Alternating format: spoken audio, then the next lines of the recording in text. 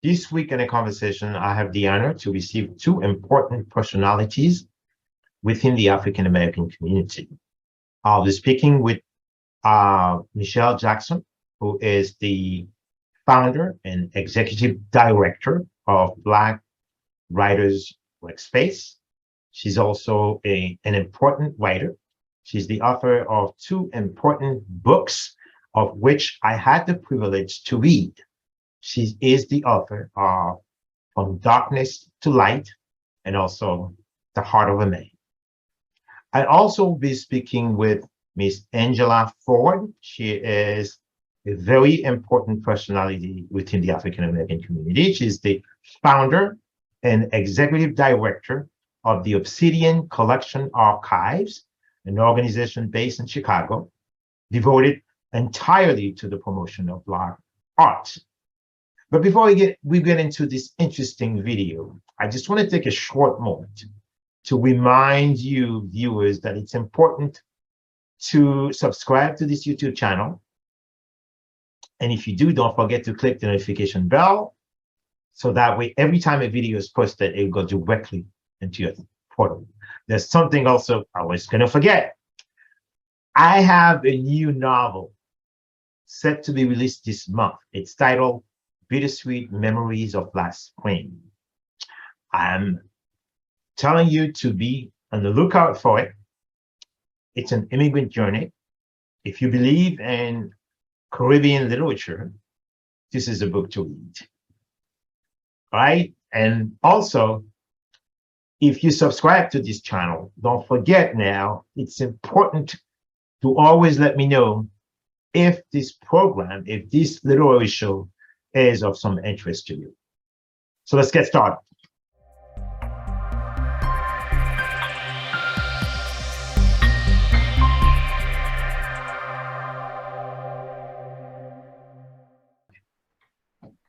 Again, my name is Odan Isma, and I'm here this evening with two important personalities. I'm here with Michelle Jackson. She's the founder, executive director of Black Writers Workspace, and she's also an impressive author. She's the author of two impeccable books, if I remember, The Art of a Man and From Darkness to Light. So we're going to be talking about her initiative with executive founder and executive director of the Obsidian, let me get them to Collection Archives. Ms. Ford, she is a very important personality in the promotion of African literature, African art. But let me just begin with Angela. Ms. Ford, would you please give us a little bit like a sneak preview about the Obsidian Collection Archives? Well, the Obsidian Collection Archives was formed in 2017, and its primary purpose was to digitize the Black history through images and some documents for the diaspora, so Black images around the world. And soon after, we discovered the need to aggregate the Black journalists, if you will, as well. And so we have a platform called Wrote, and that is a forum for all Black writers to kind of register and show some of their works. And all of that kind of makes up the Obsidian collection. We have Wrote, we have Obsidian House, we have Obsidian Archives. So it's all of that comes together to the Obsidian collection. And if I may say, that will also include the Michelle Jackson Initiative also, which is Black Writers Workspace. Yes. Michelle? But that's how we met. And we're collaborating around our Wrote platform and all of her good works. We're kind of piggybacking on her legacy.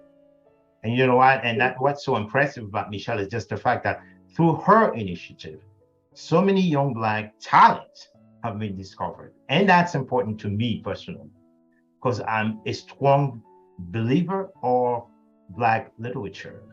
So Michelle, would you please tonight explain to us a little bit more about this new initiative, this new project that you have right now? As always, thank you so much for having me. This is my second time you've interviewed me. I've interviewed you once. It's always great. Yeah. I was really lucky to meet Angela, I think last year when we met and I interviewed you, and Angela was telling me about her initiatives. And she is so passionate about making sure that the Black community is in our images are being preserved. And so when she came to me and we started talking about creating some type of partnership, we wanted to do something that would allow us to bring together the two things that we love the most. One is making sure that the Black community, the culture is in our images and our ideas and thoughts are being well preserved, as well as providing resources for those creatives. And so we created the Black Creators Collaborative. And what that is, it is a partnership between the Obsidian Wrote Initiative and her Obsidian Wrote. It is what I call the Black Writers LinkedIn. It's a place, a platform where you can go, you can provide or create a profile, you can upload your work.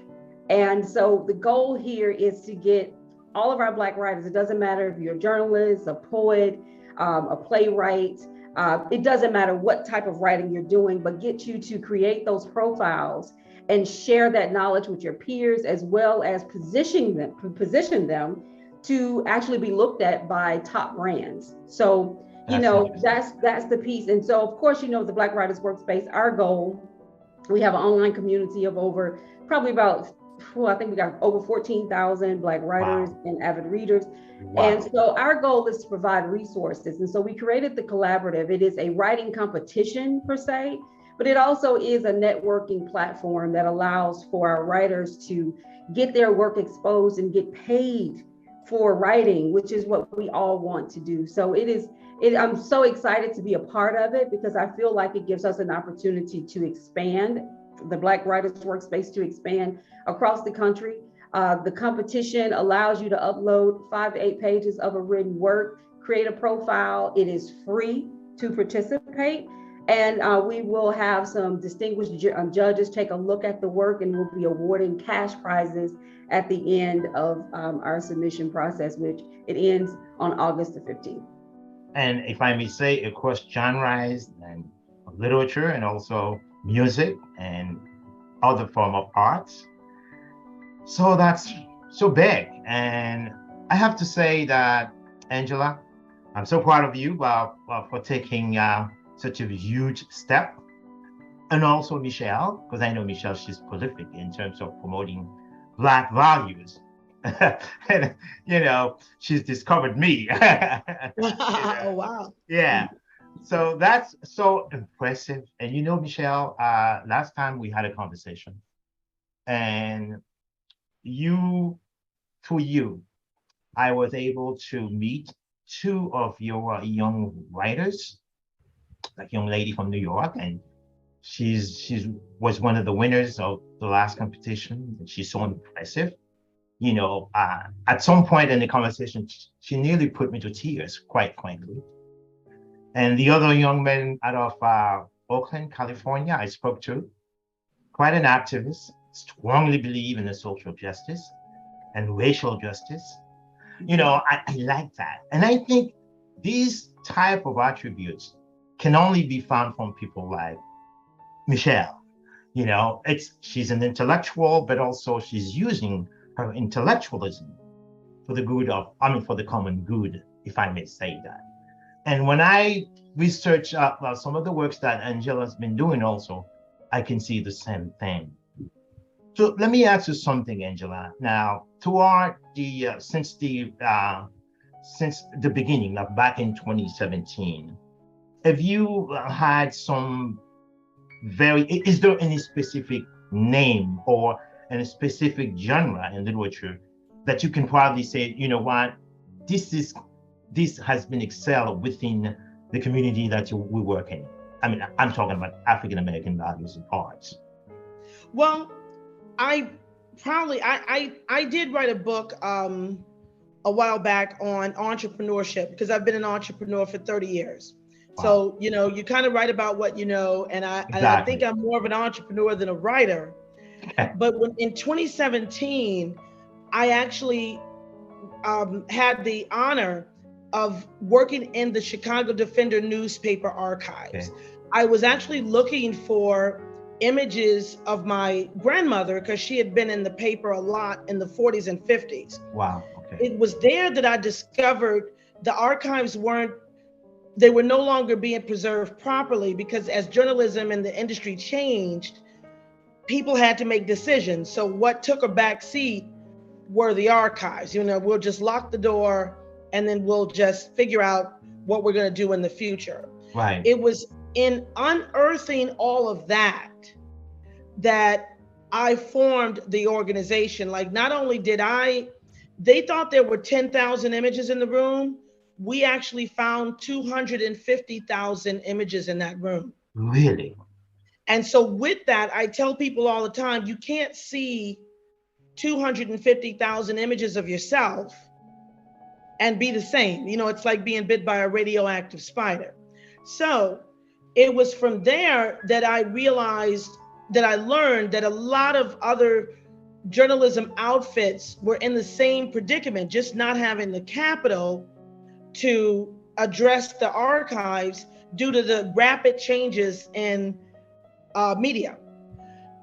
So what I did was I have I call these girls my nieces, but let's make no mistake, they built their media outlet long before I met them, and they were at the top of the game when I met them. So I'm like one of those aunts that jumps in the photograph at the graduation, though they had nothing to do with anything, right? But there's a media outlet here called The Tribe, and the two young ladies who founded it I was telling them about all of these images, and they were telling me what they needed as a media outlet. And they said, listen, we need to find writers. We need to find Black writers. And it was from there that I talked to a few journalists I know. I have some relatives that are writers and full-time journalists as you define it today. And they were like, well, I kind of know somebody who's in between. So it was it's not efficient. So as an entrepreneur, but not an authentic writer, not the passionate way writers write, I decided to build the platform so that writers can all be on the platform. And then I've met wonderful people like Michelle, like the Tribe Girls, and like many others who are doing the good work with the writers and all of those important things. I'm just glad those platforms cost a lot of money. So I'm glad to raise that money, help us aggregate our community and move forward as a people, because we've got to tell our own stories. And you know what, before we get to your last point really interests me the most, how we raise money to keep these interesting, important organizations going. But before I get to that, let me get to Michelle, because what you just said regarding the skill to write, and that's when Michelle's expertise comes. So Michelle, let me ask you something, because I remember the first time I saw you, you were on a very important conversation, if I may say, an interview with a young writer from Nigeria. So I would say, does Black Writers Workspace extend to Black, work of art from, not just within the United States, but also from all over the world, I may say, because she came from Nigeria and she lives in Lagos.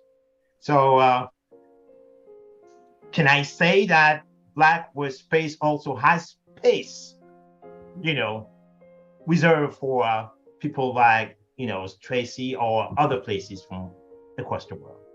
Absolutely. I think that what we found when we created the Black Writers Workspace, and then, like I said, I started this in 2020 at the beginning of COVID after dropping my second book, and I've actually published a third book now, so I'm really excited about that. But after releasing my second book, It was February. I released it on Valentine's Day, and then we were closed up in the house, can't get out, come a month later. And I had no idea how I was going to market the book. And so I created the Workspace as a space for Black writers to talk about marketing and all the other resources out there. Creators as a whole, I love art, absolutely. The picture over my head, my brother drew it. I grew up in a household with nothing but artists. And so I think that for me, that start, I knew that it wasn't just going to be about African Americans. I knew it was going to be beyond the borders, because when you're on social media, that is the beauty of social media, is that you can touch creators all over the world. And so we actually put up our demographics once a month to show where people are coming from. And I mean, we have so many people from Nigeria, from South Africa, from India. I mean, these are all Black writers, Black creators that are out there sharing their work. And so I have interviewed people from in different countries. I have had them participate in my virtual book fairs. We make sure that the space is open for everyone. And so, that is a big part of what this is about, because we can learn from each other. I mean, it doesn't matter where you're from. I learned so much when I interview my writers. As you know, I know you interview writers all the time. It is such a wonderful feeling to interview someone who is creative and who has an amazing imagination and who is passionate about what they do, and they're African American. I mean, a lot of our work is still too buried. And that's what I love so much about what Angela is doing. She is digging that work up. She is making sure that it is brought to the surface and that we have access to it. And so that's what I want to do. And that's what the Black Writers Workspace is all about, is giving us that space. It doesn't matter if you're here in Africa. I don't care where you are welcome to be a part of that space so that we can share and learn from one another. Okay, Michelle, just before I get to Angela, let me ask you one more question, because I know that every initiative requires money to sustain it. So these are two important women, Michelle and Angela, working so tirelessly to bring to light a literature or an art that would have been otherwise be obscured, I would say. So how do you raise money, Michelle, to keep this thing going? That's a good question. No one has ever asked that question before. I think a lot of people may think there's like a fairy that comes in and with a wand and just go, I have been lucky enough to be able to use a multi-revenue stream for the Black Writers Workspace. The Workspace itself is just that, it's a community, but I was able to spin out a company out of that called Direct to Author. And Direct to Author is a book marketplace where writers can, especially independent writers, we call it, where independent authors live. And so we basically allow people to create a dynamic profile on that page. The profile is free, but the revenue generator is in giving marketing consultations and writing press releases for writers. As well as all types of email marketing. We have a host of different services. So that's one stream. The second is our virtual book fairs. I mean, we're going to be doing a live book fair next year in New Orleans. Another one. This is an announcement. But the virtual book fairs we've been able to raise money that way. We also have, just marketing in general in our newsletters. That's been a good source. And you'll be amazed at the number of people who will just donate. I mean, I have people who would just say, I love what you're doing, and they donate. And then I run into great people like Angela who will invest. And that's what we need. We need that. I am often contacted by companies, and you'll be amazed. Some of those companies are predominantly white companies who call me up and say, I need to get in front of your audience. How do we do this? And so I put them through a very in-depth questionnaire. I don't want you on here exploiting, taking advantage of any writers. If you're looking for an authentic voice, Black voice, let's talk. If you're not, then I don't deal with them, because I didn't do this to make money. I'm going to be honest with you. I did this because I wanted to create an opportunity to provide resources. But what I found is that being able to have some funds allows me to do things like give cash prizes for competitions and host live events and we've hosted so many events now, it blows me away. But all those things will either have a revenue generator for it, but it's free typically for those who just want to participate. Like we have an event this Saturday, we're doing a writer's sprint. Okay. And it's free. And so there are a lot of things that we're doing to keep the money coming in, but I haven't just created some investment fund, process yet. Yeah. I haven't had a need to, but if I need to, then if it takes that to keep the Black Writers Workspace going, then I'll definitely do it. Okay, and that's the same question for Angela too. Well, so the Obsidian Collection Archives is a 501c3 nonprofit. Okay. And I just feel like, as I was thinking, oh, wow, is this going to sound like a commercial? But we have two major donors, but one was the Democracy Fund. And I really had to, as an entrepreneur, I've always, I guess, had for-profit, never big, never Gulfstream jet kind of thing, just lifestyle entrepreneur. But nonprofit, I really needed to get foundation grants to kind of seed the idea, because building those platforms really does cost a lot of money. So the Democracy Fund, I was like, listen, here's my idea, and they said, yeah. Now it wasn't easy, and I was ready to pick up the check in 2 weeks, and it was not that easy. That's a long process, and I would tell anybody who wants to form a nonprofit organization is to be very clear about your impact, and how many people you aspire to reach, because there's a direct correlation to the dollars that are raised. So the good thing about our platform is our digital platform is global as well. I mean, we're not global yet. We have a few people from other countries that are on the road, but our major launch and reach now is the United States. Okay. But it's capable to build at a capacity for people to be global, and to hold tens of thousands or even hundreds of thousands. We had to build a solid, expensive platform. So we got grant funding to do that. Okay, that's interesting. Very good. And Michelle, so I know there's going to be, you just mentioned you have a third book. Okay, would you please tell us a little bit about it? So my background is pretty interesting. I ran shopping malls for 10 years. I wrote policy for the state of Maryland and economic development for 6 years. I am an Urban League business advisor, and so I'm really an entrepreneur at heart. Okay, writing is my passion, but I love entrepreneurship. So I wrote a comic book, a graphic novel called Poppy Makes Cajun Popcorn Magic, and it is about an 18-year-old girl who has created her own popcorn seasoning, and it walks you through the 10 steps to how to start a successful business. Okay. And I did it because I have a youth entrepreneurship program. I've been working with youth now for 5 years. And I work with them from all over the country, and it's all virtual. And in this process, I learned something. I learned that our African American students, especially if they're in struggling schools, are not learning entrepreneurship at the same level that others. And so my challenge, what I wanted to do now, is to create a whole series of books, comic books, that teaches kids how, and I won't say kids because it's kind of high level.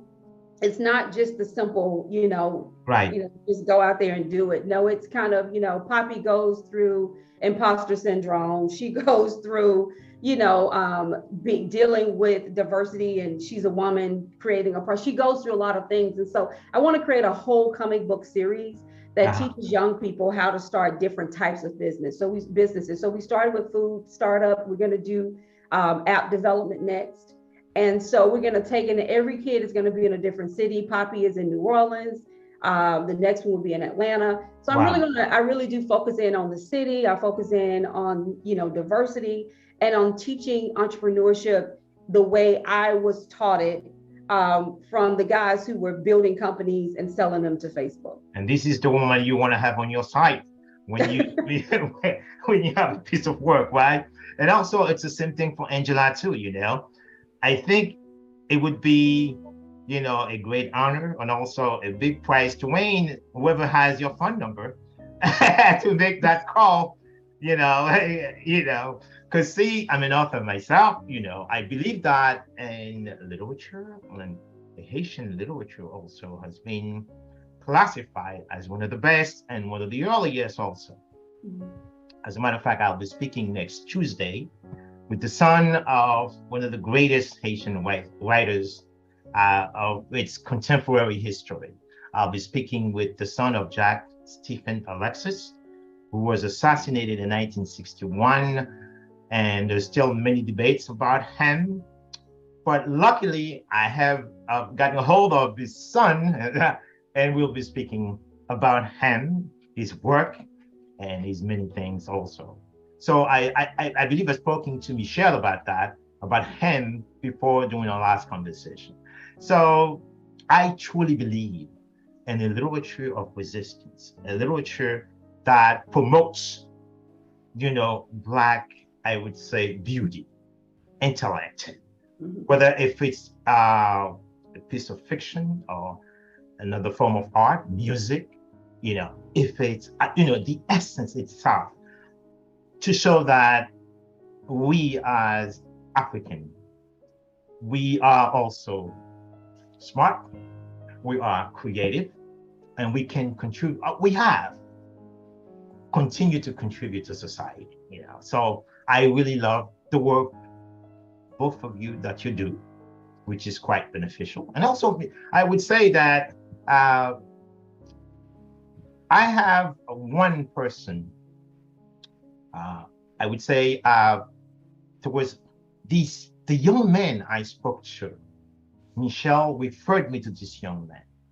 He was so compelling, Mhm. He was so motivated, and especially when he was talking about the work of Black Writers Workspace and how all young Black men and women who could have been overlooked if it weren't for the benefit of our Black Writers Workspace. And I have to say, Michelle, I'm so proud of you. I have to say, Angela, also, I'm so very proud of you, the work that you do. And since we're getting to the end of the conversation, any new project?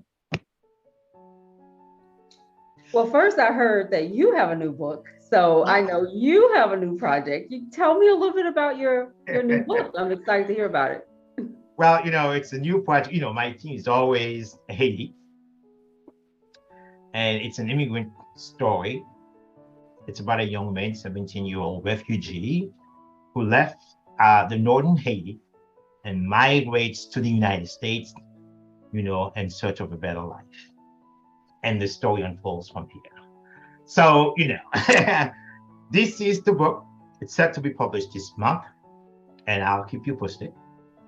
Well, So, please put that book and your writing skills on Rote, right, Angela? Yes, I need you please. to, create a profile on Rote and then create a profile also on Direct to Author so that people can get access to your work as well. But for me, I really think the Black Creators Collaborative is an initiative that is going to be a game changer for a lot of our writers. mhm. And what we're asking of those who are interested in participating in the collaborative, in the writing competition, and I feel like the competition is just one piece of the collaborative. I think the collaborative is going to be something that evolves over time. And I hope, Angela, that you feel the same way. It's something that we can take to the next level. But all you Definitely. have to do is to upload a writing sample, create a profile on Rote, and Rote is free. So you create that profile, you're in the database, and now as those top brands begin to search for voices of color, they can now go to one platform to find those writers. And that is so essential. That is so key. I learned this when I started the Black Writers Workspace. There's just not enough good quality resources out there for our Black writers. We are still in a world where I was reading, I think over the last 50 years, of all the traditionally published books, only 5% of them were books written by African Americans. Wow. 5%. Now there are a million self-published books every year. Right. A million, especially since, COVID is up that a lot. People want to sit down and write books, and so we're still not seeing that diversity in the traditional publishing world. We're still hunting for those opportunities to show our work, tell our stories. And now we have Rote. And so Rote gives us that opportunity to showcase our work. And now we also have the Black Creators Collaborative, which gives our writers an opportunity to win cash prizes. And our top prize is $500. So when we did the chapter 1 writing competition, which is what the young man was in, you would be amazed at how many people put their information in that database, because we're all looking for some feedback. Is it good enough? And so that's what's key. So what we're going to be focusing in on until August the 15th is getting as many people signed up for the collaborative and getting them on the Rote platform. That is key. And I just thank you so much for allowing us to be here. And I can't wait to read your new book. I'm excited about that. I'm going to come back and interview you. Beautiful. Book comes out. I'm waiting on it now. Okay, Angela, listen, it's the same thing for you too. Any new project? But before I get to that, let me ask the question, Angela. Is there any Haitian American author that you know of? No, my favorite artist would be Basquiat, right? That's what everybody knows. Yeah. But I'm excited when you were describing your book. I thought that's exactly what I want as more of a reader than a writer. I'm really interested in our stories. Because too often different media outlets tell our stories in a blurb that don't really reflect how we would tell it. And so when I do read, when I'm looking, I want to find content from my own people. I want to hear about Haitian culture from a Haitian, right? That I think that would just be much better than a soundbite from a news outlet that doesn't necessarily mean the best. I mean, I don't know if they mean the worst, but it's just kind of an indifference. And we can hear each other through our own passion and telling our own stories. That's really our tagline is reclaiming the narrative, and that's really what we're doing. We're reclaiming the Black narrative. And now, Angela, any new project? Now what? I'm sorry? Any new project? No, this project is the one I'm most excited about. I feel like one of those movie stars, like, oh no, this is my favorite movie, the one I'm in now, right? But I'm really excited about this because we are launching the platform in a public space. So seeing, like I said, I'm not as much a writer as the two of you, and I'm sure a lot of your viewers. So just seeing what people think about it, what people feel about the platform, what people feel about this collaborative and the contest, which we made easy because we don't want to make it, some uphill slog to share your works. I would just love any feedback. I hope everyone likes what we're doing. Okay, great. And Michelle, let me just end this with you. So Michelle, any advice you would like to give to any young African American who would be interested in joining the Black Writers Workspace, but quite a bit hesitant? So doing so, a lot of writers do, young writers. But any advice would you give to that particular person? I would just invite them. Come on. I think that what you're going to find on the Workspace is a lot of writers, thousands of writers who are just like you, people who are trying to figure out how to do this. How do I get published? How do I connect with agents? How do I get on platforms like Rote? How do I make money at this? Writing is the passion of so many people, and it's so therapeutic. And there are so many amazing books out there. So I would just say to everyone, come on down. We want you to be a part of the Black Writers Workspace. We want you to get involved with all of the activities that we're doing, including the Black Creators Collaborative and everything. I mean, we have almost over the next couple of weeks, we've got events every weekend. where we're going to be, giving workshops, and we're having the Pen Posse Roundtable. All these different things are done so that we can provide information. We're just trying And then I believe in the summary, I will also put the link down when it's published, so people can know and where to find Angela, and also where to find you, Michelle. And on a beautiful note, I'm just going to say it's been more than a pleasure to have tonight end the conversation, prolific author and founder and executive director of Black Writers Workspace, and also Miss Angela Ford, founder and executive director of the Obsidian Collection Archives. Thank you so much for coming to the conversation. Thank Thank you you for having me.